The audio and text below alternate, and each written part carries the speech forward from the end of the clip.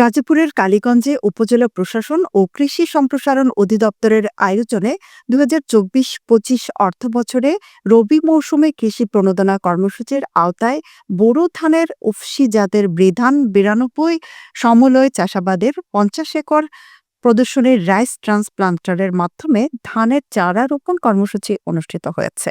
রোববার ৫ জানুয়ারি দুপুরে উপজেলার জামালপুর ইউনিয়নাধীন চুপাইর সমলয় প্রদর্শনে মাঠ সংলগ্ন রাইস ট্রান্সপ্লান্টারের মাধ্যমে ধানের চারা রোপণ কর্মসূচির উদ্বোধনী অনুষ্ঠানে উপজেলা নির্বাহী অফিসার তনিমা আফরাদের সভাপতিত্বে প্রধান অতিথি হিসেবে উপস্থিত ছিলেন গাজীপুর জেলা প্রশাসনিক নাফিসা আরেফিন। বিশেষ অতিথি কৃষি সম্প্রসারণ অধিদপ্তরের গাজীপুরের উপপরিচালক মোহাম্মদ রফিকুল ইসলাম খান, এনডিসি অভ্রজ্যোতি বড়াল, অতিরিক্ত উপপরিচালক সঞ্জয় কুমার পাল, উপজেলা সহকারী কমিশনার ভূমি নুরি তাসনিম উর্মি প্রমুখ। অনুষ্ঠানে স্বাগত বক্তব্য রাখেন উপজেলা কৃষি সম্প্রসারণ কর্মকর্তা ফারজানা তাসলিম।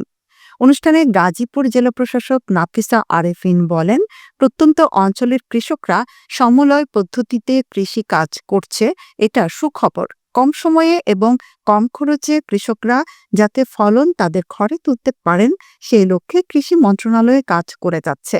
খাদ্যের চাহিদা পূরণে খাদ্য উৎপাদনের দিকে মনোযোগী হতে হবে। পরিবেশ সুন্দর রাখতে যন্ত্রের মাধ্যমে চারা রোপণ করতে হবে, এতে সময় ও অর্থ সাশ্রয় হবে, পাশাপাশি উৎপাদন বৃদ্ধি পাবে, কৃষকরা লাভবান হবে। সরকার কৃষকের কথা চিন্তা করে বিভিন্ন প্রণোদনা দিচ্ছেন। সময়, অর্থ ও শ্রমিক সাশ্রয়ের জন্য সরকার বিভিন্ন পদ্ধতিতে চাষাবাদের জন্য মেশিনারি তৈরি করছেন।